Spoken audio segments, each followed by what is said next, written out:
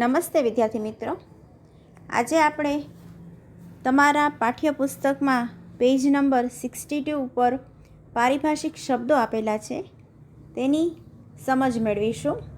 સૌપ્રથમ શબ્દ છે કોલસો. તો કોલસો એક અશ્મિ બળતણ છે. જમીનમાં દટાયેલા મૃત વનસ્પતિઓની લાખો વર્ષો સુધીની જૈવ રાસાયણિક પ્રક્રિયાઓમાંથી બનેલો છે. કોલ ગેસ એ કોલસામાંથી જ્યારે કોક બનાવવાની પ્રક્રિયા થાય ત્યારે મળતી આડ પેદાશ કોલ ગેસ છે. કોલટાર કાળું ઘટ અણગમતી વાસવાળું પ્રવાહી છે. કોક સખત છિદ્રાળું કાળા રંગનો પદાર્થ છે. કોલસા પરની પ્રક્રિયા દ્વારા મળે છે.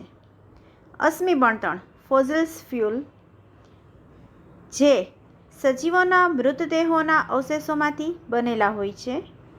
કુદરતી વાયુ નેચરલ ગેસ અગત્યનું અશ્મિ બળતણ છે.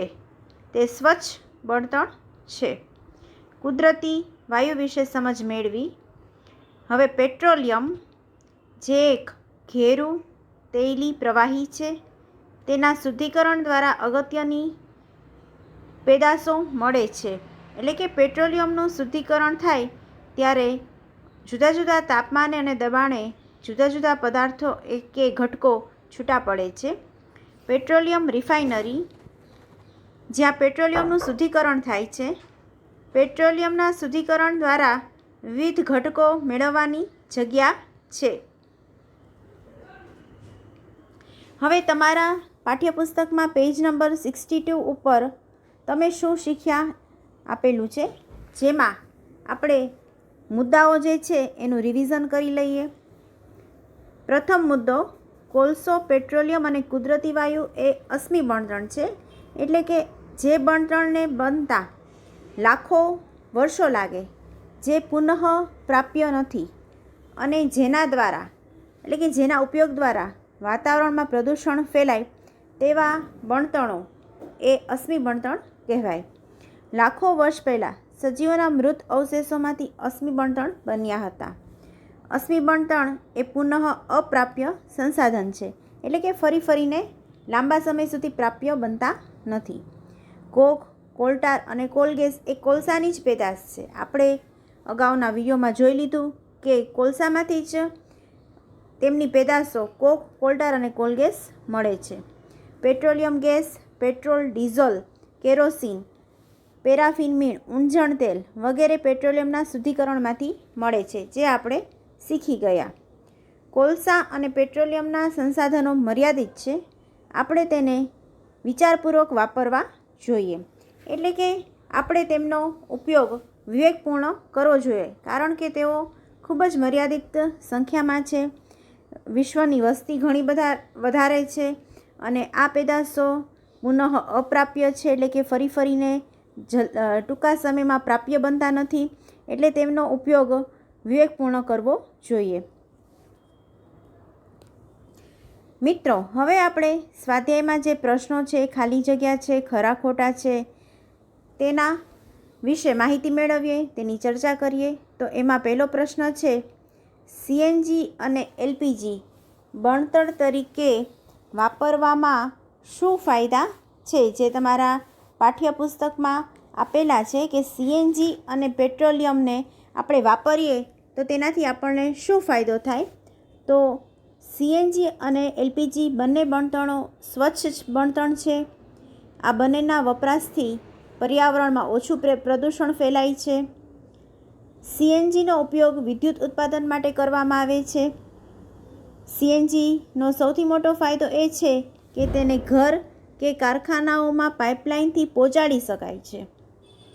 તેમનો સીધો જ દહન માટે ઉપયોગ કરી શકાય છે. આમ સીએનજી અને એલપીજી વાપરીએ તો પર્યાવરણને, આપણા આજુબાજુના વિસ્તારને, વાતાવરણને ફાયદો થાય છે. બીજો પ્રશ્ન, રોડને સમતલ કરવા માટે વપરાતી પેટ્રોલિયમનું પેદાશનું નામ જણાવો. તો એના જવાબમાં પેટ્રોલિયમની પેદાશ બિટ્યુમિન રોડ સમતલ કરવા માટે વપરાય છે. પ્રશ્ન ત્રીજો, મૃત વનસ્પતિમાંથી કોલસો કઈ રીતે બને છે તે વર્ણવો. આ પ્રક્રિયા કયા નામથી ઓળખવામાં આવે છે? તેના જવાબમાં લગભગ 300 મિલિયન વર્ષ પહેલાં પૃથ્વી પરના નીચાણવાળા ભેજયુક્ત વિસ્તારોમાં ગીચ જંગલો હતા. કેટલીક કુદરતી આફતોને કારણે આ જંગલો જમીનમાં સમયાંતરે નીચે દટાઈ ગયા. તેમની ઉપર માટીના થર જામવા લાગ્યા અને તે માટીના થર તેમની ઉપર જમા થવાથી તે નીચે ને નીચે દબાતા ગયા. ઊંડે ને ઊંડે જવાને લીધે તેમના તાપમાનમાં પણ વધારો થતો ગયો. ઊંચા દબાણ અને તાપમાનને લીધે મૃત વનસ્પતિઓ ધીરે ધીરે કોલસામાં રૂપાંતર પામતી ગઈ. કોલસામાં મુખ્યત્વે કાર્બન હોય છે. મૃત વનસ્પતિની કોલસામાં રૂપાંતરણની ધીમી પ્રક્રિયાને એટલે કે આ જે પ્રક્રિયા બને છે તેને કાર્બોનાઇઝેશન તરીકે ઓળખવામાં આવે છે. હવે પ્રશ્ન 4, ખાલી જગ્યા પૂરો. હવે એમાં અમાં છે અશ્મિ બણતણ ખાલી જગ્યા અને ખાલી જગ્યા હોય છે, જેમાં અશ્મિ બણતણ કુદરતી વાયુ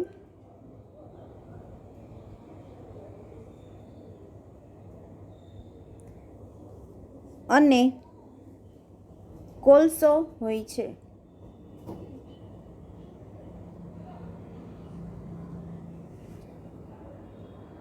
બીજી ખાલી જગ્યામાં પેટ્રોલિયમમાંથી વિવિધ ઘટકોને અલગ કરવાની પ્રક્રિયાને શુદ્ધિકરણ તરીકે ઓળખવામાં આવે છે.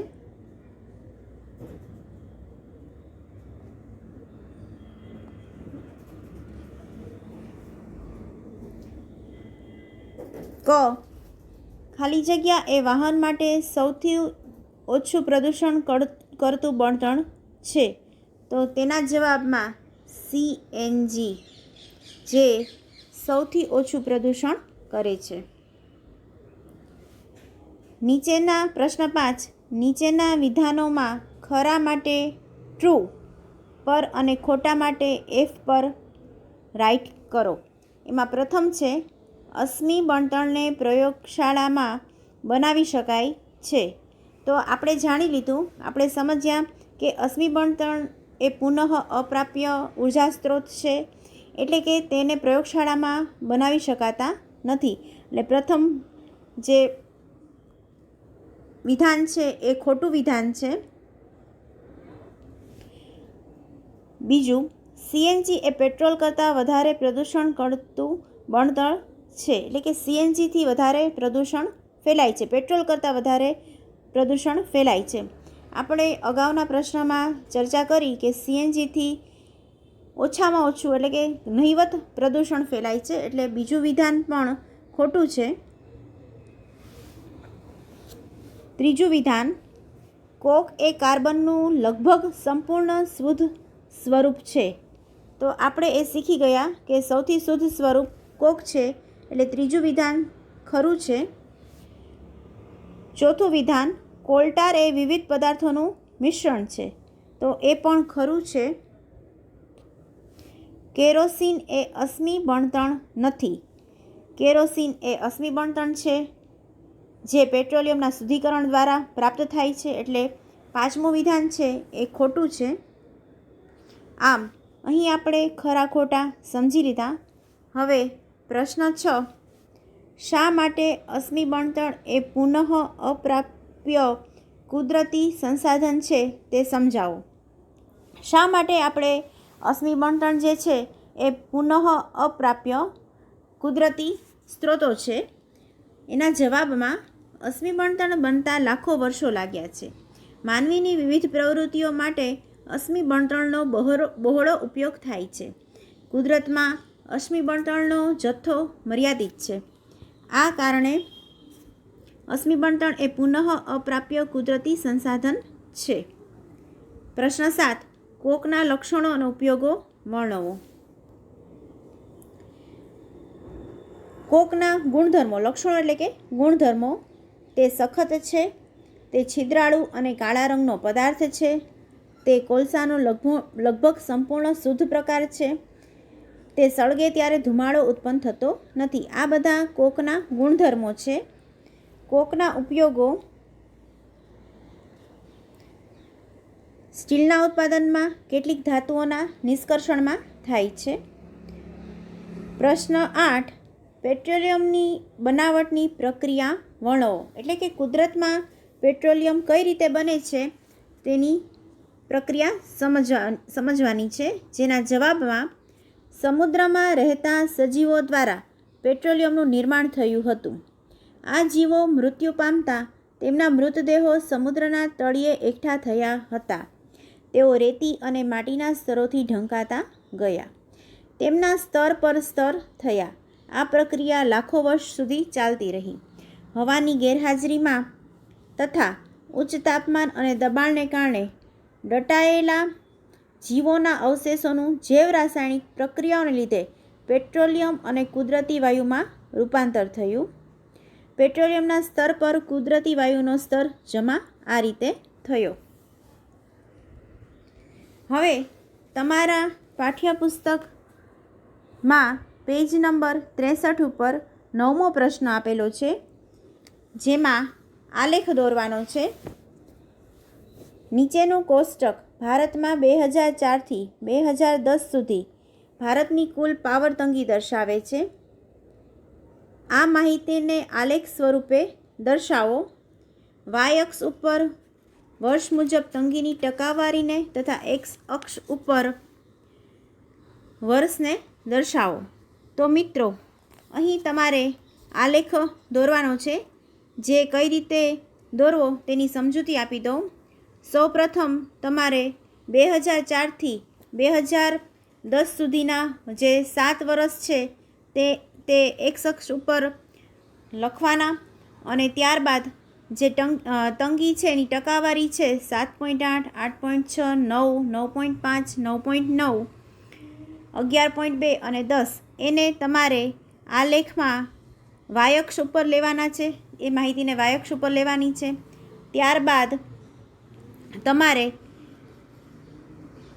આલેખમાં કઈ રીતે એનું એટલે કે નિદર્શન કરવું કે જે 2004માં 7.8 છે તો એ 7 અને 8ની વચ્ચે આવે તે રીતે તેના બિંદુઓનું નિરૂપણ કરવાનું, અને એ રીતે ક્રમશઃ બધા બિંદુઓનું નિરૂપણ કરી અને પછી તમારે આલેખ દોરવાનો છે.